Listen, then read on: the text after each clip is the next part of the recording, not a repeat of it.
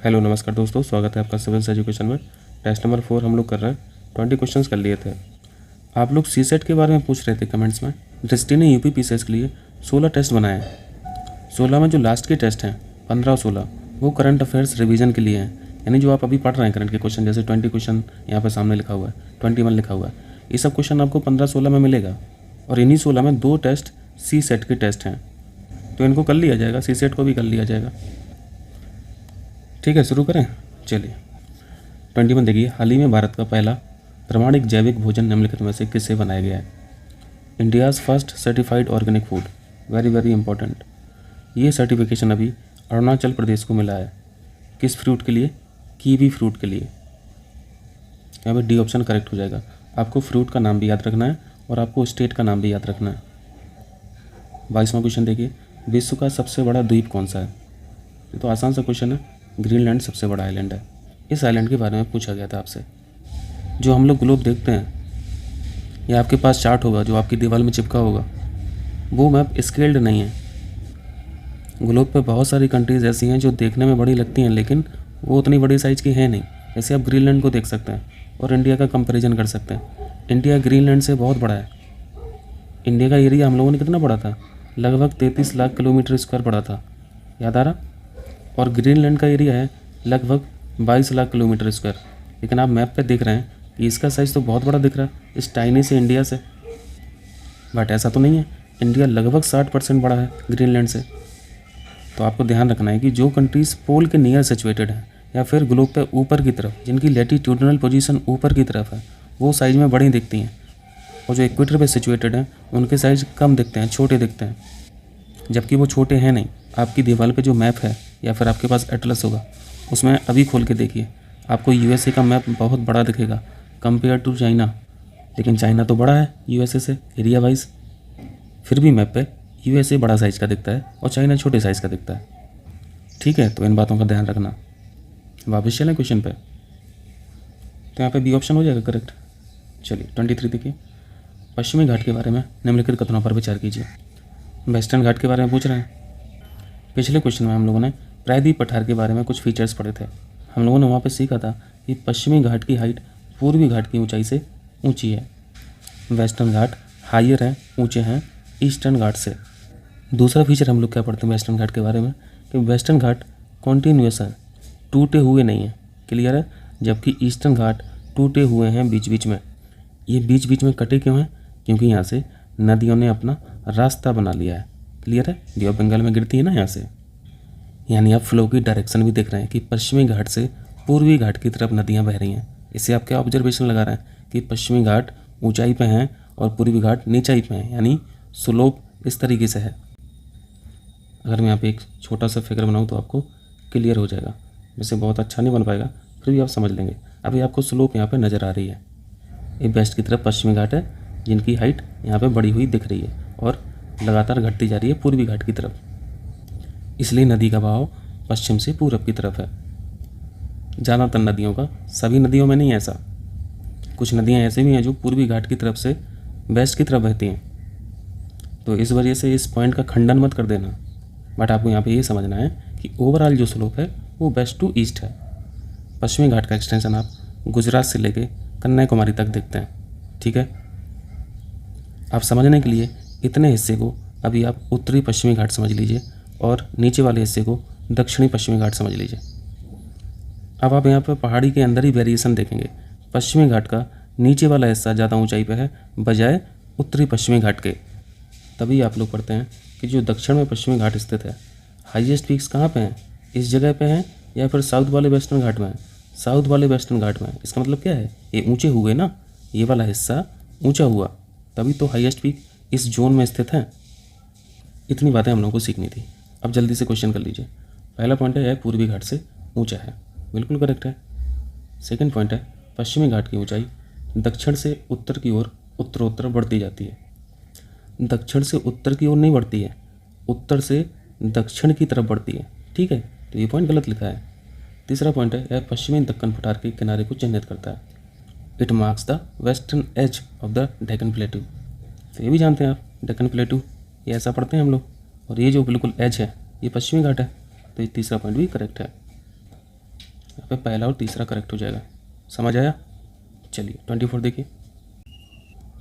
24 में निम्नलिखित में से किस द्वीप समूह में ज्वालामुखी विस्फोट की अधिक पॉसिबिलिटी रहती है? टेक्टोनिक प्लेट्स आप लोग पढ़े हैं। टेक्टोनिक प्लेट्स के ऊपर किसी को बिठा दो, किसी कंट्री को, तो वहाँ पर ज़्यादा पॉसिबिलिटी रहेगी वोल्केनो की, क्योंकि यहाँ पे मूवमेंट्स होता रहता है प्लेट्स के बीच में। बैरन आइलैंड इंडियन प्लेट और बर्मा प्लेट में स्थित है, तो यहाँ पे ज्वालामुखी की पॉसिबिलिटी हमेशा रहेगी। लक्षद्वीप तो कोरल आइलैंड है, यहाँ पे कोई पॉसिबिलिटी ही नहीं है, ना ही यहाँ पे दो प्लेटों का किनारा है, तो पहला तो नहीं होगा, बी ऑप्शन करेक्ट हो जाएगा।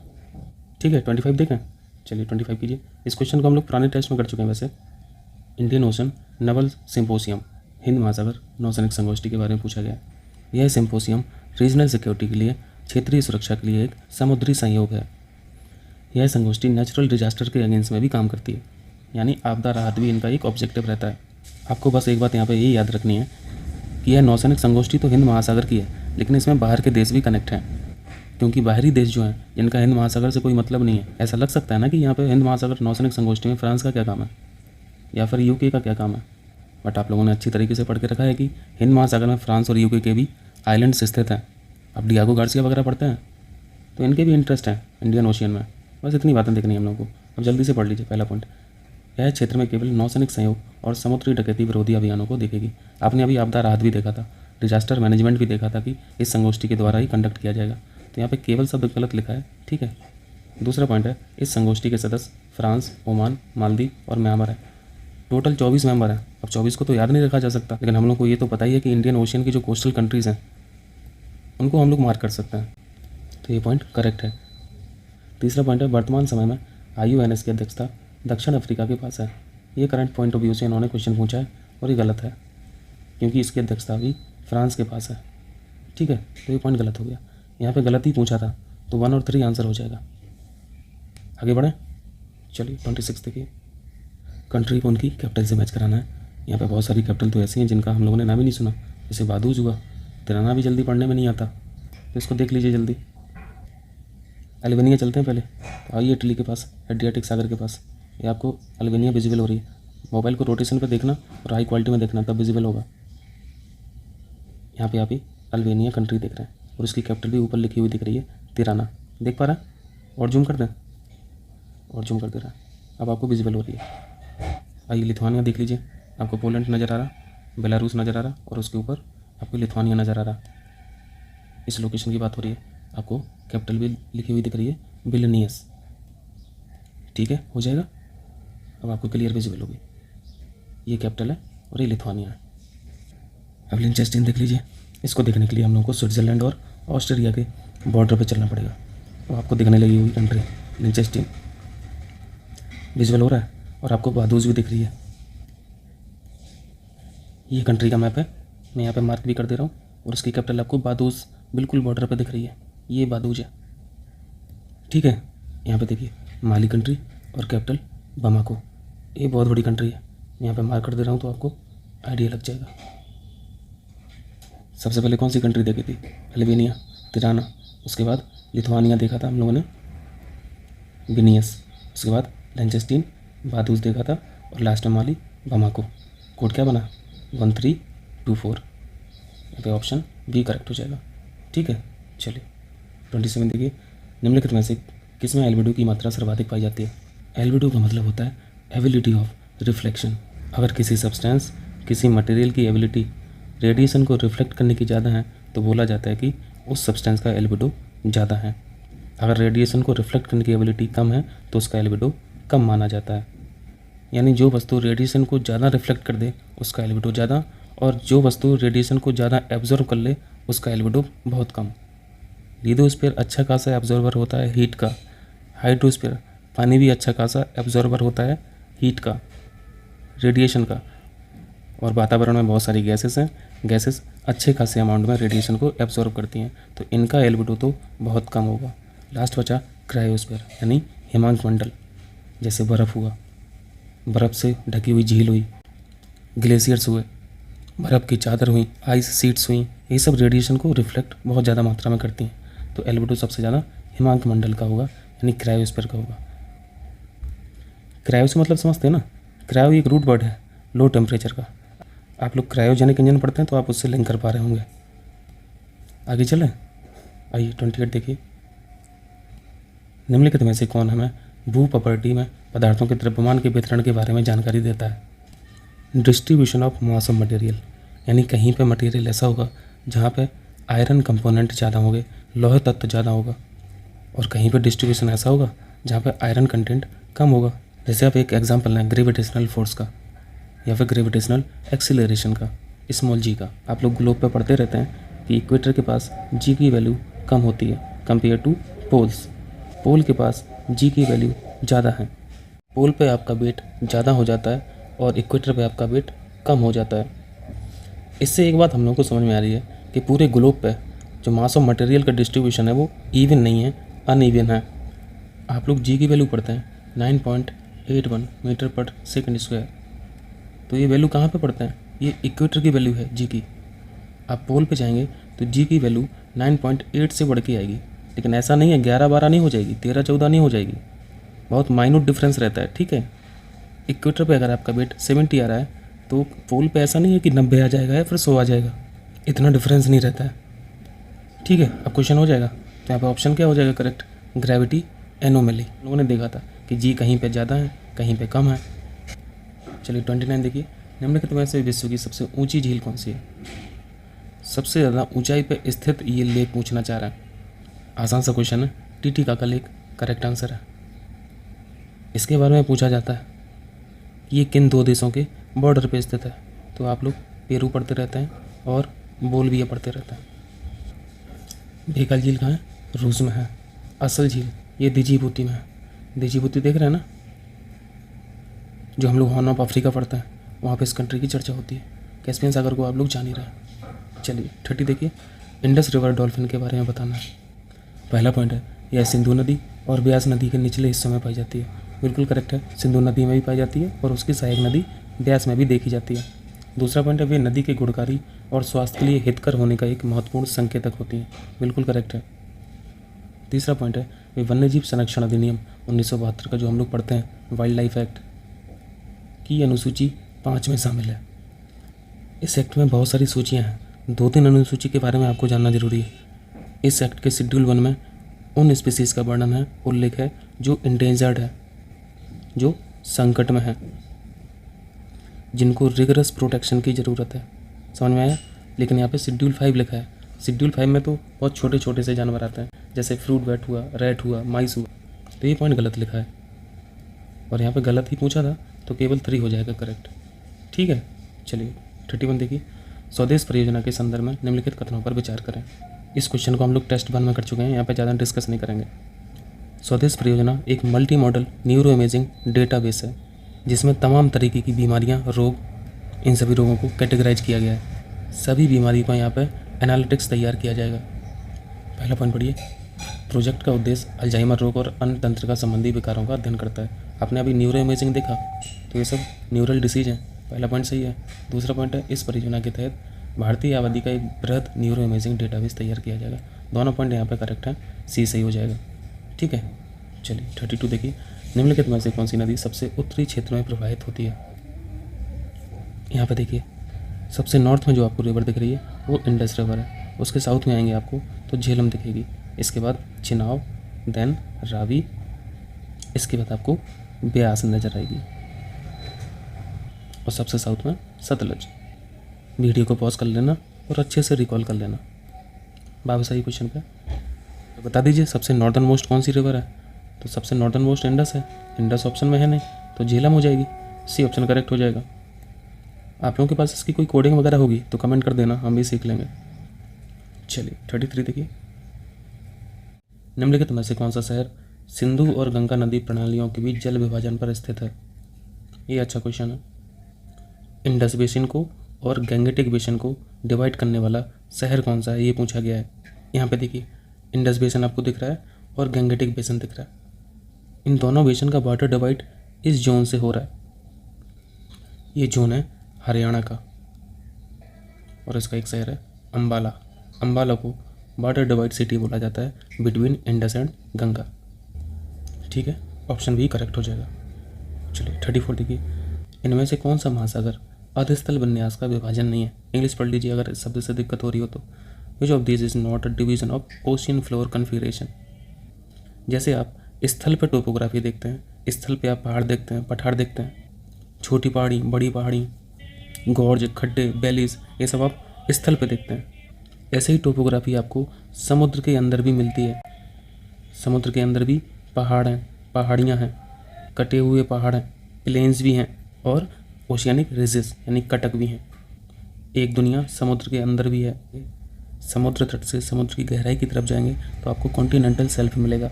उसके बाद सागर अचानक से गहरा हो जाता है जिसे कॉन्टिनेंटल स्लोप बोलते हैं। समुद्र के अंदर ही आपको सी माउंट दिख रहे हैं, वोल्केनो आइलैंड भी दिख रहे हैं, कॉन्टिनेंटल राइज भी दिख रही हैं, एबिसल प्लेन भी दिख रहे हैं। ये प्लेन आप जो स्थल पर गॉर्ज पढ़ते हैं, यहाँ पर भी रिफ्ट वैले हैं, समुद्री गहरी घाटियाँ हैं जिसे ट्रेंच बोला जाता है। आप मरियाना ट्रेंच के बारे में पढ़ते होंगे। समुद्र के अंदर भी आपको माउंटेन सीरीज दिखेंगी, श्रेणियाँ दिखेंगी जिसे कटक बोला जाता है। अगर यही कटक पानी के सरफेस से ऊपर आ जाता है तो उसी को फिर आइलैंड बोलने लगते हैं, द्वीप बोलने लगते हैं, यहाँ पे लोग रहने लगते हैं। समुद्र के अंदर भी हिमालय माउंटेन से कई गुना लंबी माउंटेन सीरीज है, लेकिन समुद्र के अंदर है तो उसको कटक बोला जा रहा है। तो यहाँ पे जल्दी से कर लीजिए। पहला ऑप्शन एबिसल प्लेन, हम लोगों ने इसको देखा कि ये समुद्र के अंदर होता है। महाद्वीपीय सीमांत, कॉन्टिनेंटल मार्जिन्स, ये भी करेक्ट है। मिड ओशियनिक रिज भी देखा आपने, सी भी करेक्ट है। टिलाइट ओशन फ्लोर कन्फिग्रेशन में नहीं आता, ये चट्टान है, ये सेडिमेंट्री रॉक्स हैं। करेक्ट आंसर डी हो जाएगा। समझ आया? चलिए नेक्स्ट कीजिए। तब 35 है, निम्नलिखित में से कौन सी संस्था माइग्रेशन एंड डेवलपमेंट ब्रीफ जारी करती है? ये वर्ल्ड बैंक द्वारा जारी की जाती है। चलिए 36 देखिए। 2021 के लिए Indira Gandhi prize for piece, डिसआर्मामेंट and development किसे दिया गया? ये इंपॉर्टेंट क्वेश्चन है। एक सोशल वेलफेयर ऑर्गेनाइजेशन है जिसका नाम है प्रथम। इस संगठन को Indira Gandhi prize for piece मिला। इन्होंने बच्चों की शिक्षा के लिए काम किया, याद रखना, प्रथम। चलिए 37 देखिए। निम्नलिखित में से किस भारतीय शहर में दिन और रात के बीच अधिकतम तापमान अंतर देखा जा सकता है? ये टेम्परेचर डिफरेंस समझ रहे हैं। दिन में टेम्परेचर ज़्यादा रहता होगा, रात में कम हो जाता होगा, तो इन दोनों का डिफरेंस निकालेंगे तो ये ज़्यादा आएगा। और ये फीचर किस चीज़ का होता है? रेगिस्तान का। रेगिस्तान की जो ज़मीन है, मरुस्थल है, मरुस्थल का फीचर क्या है? ये हीट को एब्जॉर्ब जल्दी कर लेते हैं और ठंडे भी जल्दी होते हैं। तो डे टाइम में बहुत ज़्यादा टेम्परेचर हो जाता होगा और नाइट में टेम्परेचर डाउन हो जाता होगा। तो इस क्षेत्र की कौन सी जगह आपको दिख रही है ऑप्शंस में? बीकानेर। ठीक है। चलिए 38 देखिए। इंडोनेशिया की नई राजधानी क्या होगी? अगेन इम्पॉर्टेंट, नई राजधानी नूसंतारा होगी। डी ऑप्शन करेक्ट है। हम लोगों ने मैपिंग सीरीज की थी, मैप बेस्ड क्वेश्चन की सीरीज की थी। उसमें हम लोगों ने एक एक करके सब चीज़ों को देखा था। इंडोनेशिया का एक आइलैंड है जिसे पूर्वी कालीमंतान बोलते हैं। इस आइलैंड पर ये कैपिटल सिचुएटेड है। इन सब चीज़ों को हम लोगों ने मैपिंग क्वेश्चंस में किया था। अगर समय मिले तो उसको देख लेना आप लोग, बहुत हेल्प मिलेगी। 3 से 4 क्वेश्चन तो आपको मिल ही जाएगा। चलिए 39 देखिए। भारत में वर्षा पैटर्न के संबंध में निम्नलिखित में से कौन सा कथन सही है? आप लोग जानते हैं कि जून के मंथ में मानसून स्टार्ट होता है और केरल के तट से एंट्री करता है। मानसून यानी हवाएं, बस उसमें नमी रहती है, यानी समुद्र से जो हवाएं आती हैं जिसमें नमी रहती है उनकी एंट्री होती है जून मंथ में केरल के तट से। नमी होगी तभी तो बारिश होगी। इसको साउथ वेस्ट मानसून बोला जाता है। फिर यही साउथ वेस्ट मानसून जून से लेके सितंबर तक पूरे भारत में वर्षा करती हैं। लेकिन आपको यहाँ पे एक बात ध्यान रखना है, यहाँ पे क्या है? यहाँ पे वेस्टर्न घाट है, ऑब्स्ट्रक्शन है, अवरोध है। इस अवरोध के कारण ये वाला हिस्सा पानी से वंचित रह जाता है, वर्षा से वंचित रह जाता है। इसको बोला जाता है शैडो जोन। और साउथ की तरफ इस जोन में फंस जाता है तमिलनाडु, यानी तमिलनाडु साउथ वेस्ट मानसून की वर्षा नहीं पा पाता है। तमिलनाडु में वर्षा होती है जब मानसून रिट्रीट करता है, वापसी करता है। वापसी कर रहा है तो अब तो कोई ऑब्स्ट्रक्शन नहीं है, पूर्वी घाट इतने ऊंचे हैं नहीं, तब जाके वर्षा होती है तमिलनाडु में। तो ध्यान रखना, तमिलनाडु में वर्षा जो होती है वो पहले राउंड में नहीं होती है, रिट्रीट राउंड में होती है। तो पहले राउंड की वर्षा तो आप जून से सितंबर करा दिए थे, तो सितंबर के बाद कौन सा महीना आता है? अक्टूबर, और फिर आगे नवंबर। तो यहाँ पे आप मानसून को रिट्रीट करा दीजिए, वापस करा दीजिए। लेकिन उसमें इतना ज़्यादा बारिश नहीं हो पाती है। अब लौटते समय बे ऑफ बंगाल से जितना नमी ले पाएंगी हवाएं उतना ही ले पाएंगी, उतना ही बारिश करेंगी। तो जून सितंबर में होने वाली वर्षा ज़्यादा होती है एज कम्पेयर टू अक्टूबर नवंबर। ठीक है, हो जाएगा। अब चलिए पहला पॉइंट पढ़िए। दक्षिण पूर्वी भारतीय तट को वर्षा का एक बड़ा हिस्सा अक्टूबर नवंबर के दौरान मिलता है। दक्षिणी पूर्वी तट समझ रहे हैं ना, वही तमिलनाडु वाला तट, तो ये बिल्कुल करेक्ट है। अक्टूबर नवंबर में यानी जब रिट्रीट होता है मानसून। चलिए दूसरा पॉइंट है, उत्तरी मैदानों में सामान्यतः पश्चिम से पूर्व की ओर वर्षा में वृद्धि होती है। आपने भी पिक्टोरियल फॉर्म में देखा था, ये जो हवाएं जा रही थी फर्स्ट राउंड वाली, साउथ वेस्ट मानसून वाली, ये वाला रीजन कौन सा है? वेस्ट है। ये वाला रीजन ईस्ट है। तो अब आप बताइए, ईस्ट वाले रीजन में बारिश ज़्यादा होगी या फिर वेस्ट वाले में? ये हवाएं तो अभी अभी निकली है ना यहाँ से, इनमें अभी नमी है, तो यहीं बारिश कर देंगी। आगे जैसे ही बढ़ती जाएंगी इनमें नमी कम होती जाएगी, तो बारिश भी कम होती जाएगी। इसका मतलब है ईस्ट से वेस्ट की तरफ आप जाएंगे तो रेनफॉल कम होता जाता है। या फिर इसको उल्टा पढ़ लीजिए, वेस्ट में बारिश कम होती है और ईस्ट में ज़्यादा होती है। तो यहाँ पर वही लिखा है, पश्चिम से पूर्व की तरफ वर्षा में वृद्धि होती है, यानी पूर्व की तरफ ज़्यादा वर्षा है और पश्चिम की तरफ कम है। ये भी सही पॉइंट है, तो यहाँ पर सी पॉइंट करेक्ट हो जाएगा। ठीक है, चलिए 40 देखिए। इस क्वेश्चन को भी हम लोग टेस्ट नंबर 2 में या शायद 1 में कर चुके हैं। नैरोबी घोषणा के बारे में पूछा गया है। यहाँ पे एक शब्द है सेंडाई फ्रेमवर्क, ये इंपॉर्टेंट है। ये किससे संबंधित है? डिजास्टर रिस्क रिडक्शन से, आपदा की जो जोखिम है उनको कम करने से संबंधित है। सेंडाई फ्रेमवर्क 2015 से लेके 2030 तक एक्टिव है। सभी कंट्री अपने अपने यहाँ सेंडाई फ्रेमवर्क को लागू करा रही हैं, क्योंकि सबके यहाँ खतरा है, नेचुरल डिजास्टर तो कहीं भी आ सकता है। इसी लाइन में अफ्रीका में भी ये सेंडाई फ्रेमवर्क लागू हो, उसके लिए नैरोबी घोषणा की गई है। तो ध्यान रखें, नैरोबी घोषणा अफ्रीका में सेंडाई फ्रेमवर्क लागू कराने से संबंधित है। ठीक है, हो जाएगा।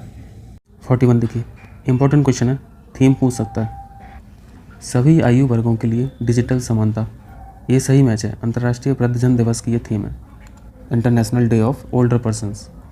14 दिसंबर को सेलिब्रेट किया जाता है। डिजिटल पीढ़ी हमारी पीढ़ी, ये भी सही मैच है। अंतर्राष्ट्रीय बालिका दिवस की ये थीम है, 19 दिसंबर को सेलिब्रेट किया जाता है। वर्ल्ड पोलियो डे, इसको तो कई बार पूछा गया है, 24 अक्टूबर को सेलिब्रेट किया जाता है और वादे की पूर्ति करना इसकी थीम है, डिलीवरिंग ऑन अ प्रॉमिस। सही मैच है, यहाँ पर तीनों सही हो जाएगा। 42 देखिए, बेरिंग जल डमरू निम्नलिखित में से किसे अलग करता है? जल डमरू मध्य या फिर इसे स्ट्रेट भी बोला जाता है। इसका काम क्या होता है हम लोगों ने सीखा हुआ है, दो वाटर बॉडी को ये कनेक्ट करता है। क्लियर है? और इसका शेप भी देखो डमरू की तरह बन गया। बेसिकली ये जो नैरो स्ट्रिप होती है ना पानी की, ये वाटर का जो नैरो स्ट्रिप है इसको बोला जाता है जल डमरू मध्य। जल डमरू का दूसरा भी काम है, ये दो भूमि भाग को अलग करता है, आप ऐसे भी बोल सकते हैं। तो बेरिंग को देख लेते हैं। बेरिंग स्ट्रेट को देखने के लिए हम लोगों को अलास्का और रसिया वाले भाग में चलना पड़ेगा। ये जो आपको जल डमरू दिख रही है, मैं यहाँ पे मार्क कर दे रहा हूँ। ये जो पतला सा चैनल है वाटर का, ये है बेरिंग जल डमरू। ठीक है, हो जाएगा। कभी कभी सागर पूछता है, वाटर बॉडी पूछता है, ये किस किस वाटर बॉडी को जोड़ता है? इस सागर का नाम है चुक्सी सागर, तो इसको भी ध्यान रखें। चुक्सी सी है और दूसरा सागर है ये बेरिंग सी है, तो ये दोनों सागर को जोड़ता है। और दो भूमि भाग कौन से हैं जिनको अलग करता है? ये अलास्का वाला रीजन है और ये रसिया वाला रीजन है जिनको अलग कर रहा है। ठीक है, हो जाएगा। चलिए, तो यहाँ पे कौन सा ऑप्शन ठीक हो जाएगा? North America. नॉर्थ अमेरिका का जो अलास्का है और एशिया का भाग हम लोगों ने रसिया देखा था, तो डी ऑप्शन सही हो जाएगा। चलिए 43 देखिए, जब हम लोगों ने सी फ्लोर कॉन्फ़िगरेशन देखा था तब हम लोगों ने गुएट्स देखे थे और सी माउंट देखा था। यहाँ पे देखिए, इसके बारे में पूछा गया, आपको इसका शेप कैसे दिख रहा? एक माउंटेन की तरह दिख रहा, लेकिन इसका जो टॉप है वो बिल्कुल फ्लैट है, यानी फ्लैट माउंटेन जो होते हैं उन्हें गुएट्स बोला जाता है। और ये सब समुद्र नितल पे हैं, ठीक है, समुद्र के अंदर हैं। और उसी के अपोजिट सी माउंट है जिसका टॉप फ्लैट ना होके नुकीला है। इनका निर्माण वोल्केनिक एक्टिविटी के द्वारा होता है। इतना क्लियर है? ये फिगर एटॉल्स का है जिन्हें प्रवाल द्वीप भी बोला जाता है। कोरल रीफ के बारे में आप लोग पढ़ें, रिंग शेप का कोरल रीफ बना दीजिए, एटॉल्स बन जाएगा। ये पूरा कोरल रीफ है, बीच में पानी भरा है और उसके चारों तरफ भी पूरा समुद्र है, पानी है, ओशन है। आपने गुएट्स देखा, इसको आपने फ्लैट टॉप देखा था जिसका टॉप फ्लैट है, बिल्कुल करेक्ट मैच है, बी ऑप्शन करेक्ट मैच है। सी माउंट भी देखा, इसके आगे लिखा है नॉन वॉल्केनिक इन ओरिजिन, तो ऐसा तो नहीं है, वॉल्केनिक ओरिजिन रहता है, वॉल्केनिक एक्टिविटी से सी माउंट बनता है, तो ये गलत मैच है। सबमरीन कैनियंस, ये गहरी घाटियाँ हैं, ये भी सही मैच है। चौड़ी घाटियाँ रहती हैं तो उसे कैनियन बोल देते हैं। पतली घाटी रहती है समुद्र नितल में तो उसे ट्रेंच बोल देते हैं। और आपने एटॉल्स देख ही लिया, ये भी सही मैच है। यहाँ पे गलत पूछा था तो डी ऑप्शन करेक्ट हो जाएगा। ठीक है, चलिए 44 देखिए। वेस्टर्न डिस्टर्बेंस के बारे में आप लोगों ने पढ़ रखा है कि सर्दियों में जो बारिश होती है वो वेस्टर्न डिस्टर्बेंस के कारण होती है, मानसून एक्टिविटी है। भारत में पश्चिमी चक्रवाती विक्षोभ सर्दियों के महीने में मौसमी घटना है, ये बिल्कुल सही है। आपने पिछले क्वेश्चन में देखा था कि जून के महीने में मानसून हवाएं एंटर करती हैं केरल के तट पर। इस महीने के दौरान मानसून की वापसी होती है। इस टाइम पे जो साइक्लोन एक्टिव होते हैं वो पश्चिमी प्रवाह का हिस्सा नहीं होते हैं, पूर्वी प्रवाह का हिस्सा होता है। वेस्टर्ली फ्लो का हिस्सा नहीं होता है, ईस्टर्ली फ्लो का हिस्सा होता है। तो ये गलत है। ठीक है, तो यहाँ पे केवल एक सही हो जाएगा। चलिए 45 देखिए। मैंटो सिन्होज मैनिफेस्टो शब्द हाल ही में खबरों में था, यह किससे संबंधित है? मैंटो सिन्होज एक जगह है पुर्तगाल की, जिसमें यूरोपियन स्पेस एजेंसी के द्वारा एक घोषणा की गई है जिसमें बोला गया है कि सोशियो इकोनॉमिक चैलेंजेस से निपटने के लिए अंतरिक्ष के उपयोग में तेज़ी लाया जाए, यूज ऑफ स्पेस में तेज़ी लाया जाए।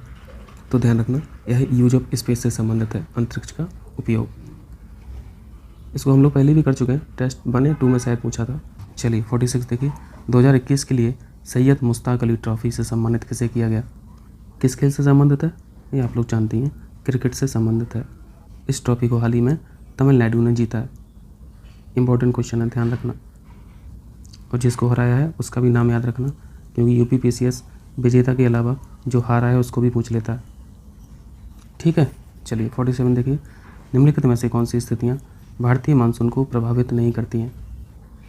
आप जो मानसून ला रहे थे जून के महीने में केरल के तट पर, यहाँ पे एक शब्द आप मेडागास्कर लिखा हुआ दिख रहा है। मेडागास्कर की लोकेशन आप जान रहे हैं, इंडियन ओशियन में अफ्रीका के पास में है।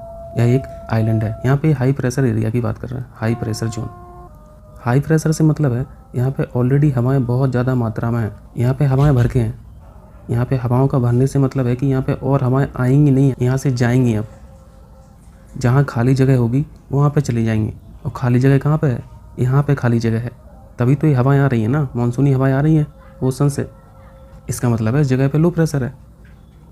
तो मेडागास्कर के हाई प्रेशर जोन से अगर यहाँ पे हवाएं आएंगी नमी वाली, तो ये तो पॉजिटिव पॉइंट है हमारे मानसून के लिए, भारत में आने वाले मानसून के लिए। तो एक तरह से ये मानसून को अफेक्ट तो कर रहा है ना, high pressure zone of Madagascar. तो ये तो करेक्ट पॉइंट है।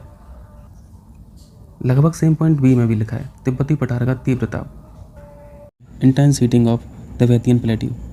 तिब्बत के पठार की लोकेशन आप देख रहे हैं इधर कहीं पे, और उससे पहले है माउंटेन सीरीज।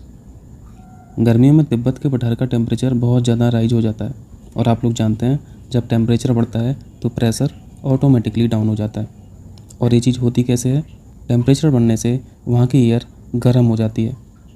गर्म हो जाएगी तो वेट में, वजन में हल्की हो जाएगी, और हल्की होने से वो राइज करने की कोशिश करेगी और साथ में फैलने की भी कोशिश करेगी। तो पहले जहाँ पे हवा इकट्ठी थी, गर्म होने के बाद वो फैल गई, तो प्रेशर कम हो गया कि नहीं हो गया? यहाँ पे प्रेशर कम है, यहाँ पे प्रेशर ज़्यादा है। प्रेशर कम होने का ये भी मतलब है कि वहाँ पे हवाओं की मात्रा बहुत कम है। अब यहाँ पे हवाएं आ सकती हैं दूसरे क्षेत्र से, इस क्षेत्र में हवाएं आएंगी, हाई प्रेशर जोन से लो प्रेशर जोन की तरफ भागेंगी। तो यही सीन यहाँ पे तिब्बत के पठार में होता है। यहाँ पे टेम्परेचर राइज कर गया, यहाँ पे लो प्रेशर क्रिएट हो गया। अब इस लो प्रेशर जोन में दूसरे क्षेत्र की हवाएं एंटर करने की कोशिश करेंगी। और दूसरे क्षेत्र की हवाएं कौन? यही हवाएं जो मानसून आप साउथ वेस्ट मानसून पढ़ रहे थे, ये ट्रेड विंड हैं एक्चुअली। यहाँ पे लो प्रेशर हो गया, ये हवाएं बहुत तेज़ी से ऊपर बढ़ेंगी, आगे बढ़ेंगी लो प्रेशर जोन की वजह से। लेकिन यहाँ पे वॉरियर है हिमालय का, तो ये मानसूनी हवाएं हिमालय के उस तरफ जंप तो करेंगी नहीं, तो फिर यहीं बारिश कर देंगी। तिब्बत के पठार में बारिश नहीं करेंगी क्योंकि वहाँ पे ये हवाएं पहुँच ही नहीं पा रही हैं। तो इंडियन मानसून को अफेक्ट तो कर रहा है ना टेम्परेचर तिब्बत का। यहाँ पे सेकंड पॉइंट भी करेक्ट है। और इसी लो प्रेशर जोन की वजह से ITCZ भी शिफ्ट हो जाता है। ठीक है, तो यहाँ पे कर लीजिए जल्दी से। तो यहाँ पे पहला पॉइंट हम लोगों ने सही देख लिया था, दूसरा पॉइंट भी अफेक्ट कर रहा था, और डी पॉइंट भी अफेक्ट कर रहा मानसून को, लेकिन सी पॉइंट अफेक्ट नहीं कर रहा। तो यहाँ पे सी पॉइंट करेक्ट हो जाएगा। ठीक है, हो जाएगा। चलिए 48 देखिए। निम्नलिखित में से कौन सा सही सम्मिलित नहीं है? नहरों की भूमि, लैंड ऑफ कैनाल्स पाकिस्तान को बोला जाता है, सही मैच है। दूसरा है गोल्डन पैगोडा की भूमि, लैंड ऑफ गोल्डन पैगोडा, ये म्यांमार को बोला जाता है, ना कि वेनिस को। वेनिस गलत है, वेनिस को एड्रियाटिक की रानी बोला जाता है। एड्रियाटिक सी देखे ना हम लोग, इटली के राइट में, तो सेकंड पॉइंट गलत है। सी पॉइंट है एम्पायर सिटी, न्यूयॉर्क को बोला जाता है। Dark continent obviously Africa. तो यहाँ पे गलत पूछा था, बी ऑप्शन करेक्ट हो जाएगा। आगे चले, बी ऑप्शन करेक्ट है। 49 निम्नलिखित में से कौन भारतीय पश्चिमी तटीय मैदानों का हिस्सा नहीं है? इंडियन वेस्टर्न कोस्टल प्लेन्स, पश्चिमी तट पर देख लीजिए कौन कौन से हैं, इसको तो पढ़े होंगे। वेस्टर्न कोस्टल प्लेन के बारे में पूछा जा रहा है। मुंबई और गोवा का जो तट है उसे कोंकण बोला जाता है और ये पश्चिम साइड में है, तो ये तो पश्चिमी तटीय मैदानों का हिस्सा है। केरल के तट को मालाबार बोला जाता है, तो ये भी पश्चिमी साइड में है, तो ये भी भारतीय पश्चिमी तट मैदान का भाग है। कर्नाटक वाले कोस्ट को कन्नड़ मैदान बोला जाता है, तो ये भी भारतीय पश्चिमी तटीय मैदान का भाग है। आंध्र प्रदेश और तमिलनाडु का जो तट है उसे कोरोमंडल बोला जाता है, और ये तो पश्चिमी तट है नहीं, ये तो पूर्वी तट में आ जाएगा, तो ये ऑप्शन करेक्ट हो जाएगा। आइए 50 देखिए। 50 में लाइट कॉम्बैट हेलीकॉप्टर के बारे में पूछा जा रहा है। पहली चीज़ तो ये जाननी है कि ये इंडिजिनसली डेवलप्ड है, स्वदेशी रूप से ये निर्माण किया जा रहा है, हम लोग खुद कर रहे हैं। हिंदुस्तान एरोनॉटिकल लिमिटेड HAL कर रहा है। लाइट कॉम्बैट हेलीकॉप्टर को मल्टी रोल अटैक हेलीकॉप्टर भी बोला जाता है। यहाँ पे देखिए यह लाइट कॉम्बैट हेलीकॉप्टर है LCH। जैसे आप लोगों को एक नाम पता होना चाहिए, आकाश। लाइट कॉम्बैट हेलीकॉप्टर का नाम है आकाश। पहला पॉइंट पढ़िए, LCH को हवा से हवा और हवा से पानी के लिए मिसाइल हमलों के लिए विकसित किया गया है। हेलीकॉप्टर में मिसाइल फंसी हुई है, हेलीकॉप्टर से मिसाइल अटैच है, तो हेलीकॉप्टर तो हवा में है, तो हवा से ज़मीन पर अटैक कर लो या फिर हवा से हवा में अटैक कर लो। पानी में अटैक करने के लिए नहीं बनाया गया, तो ये पॉइंट यहाँ पे गलत है। याद रखना, light combat helicopter air to surface है या फिर एयर टू एयर है। लाइट कॉम्बैट हेलीकॉप्टर मिसाइल की जगह टारपीडो थोड़ी ना अटैच किया हुआ है जो पानी में अटैक कर दे। पानी के अंदर जो मिसाइल में विस्फोट होता है उसकी अलग टेक्नोलॉजी होती है, सरफेस पे जो मिसाइल विस्फोट करती है उसका अलग टेक्नोलॉजी है। तो ठीक है, पहला पॉइंट गलत हो गया। दूसरा पॉइंट है HAL के द्वारा इनको बनाया जा रहा है, ये सही है। सही पूछा था, केवल 2 हो जाएगा। ठीक है, चलिए इतना प्रैक्टिस कीजिए, मिलते हैं अगले वीडियो में। बहुत बहुत शुक्रिया आप लोगों का।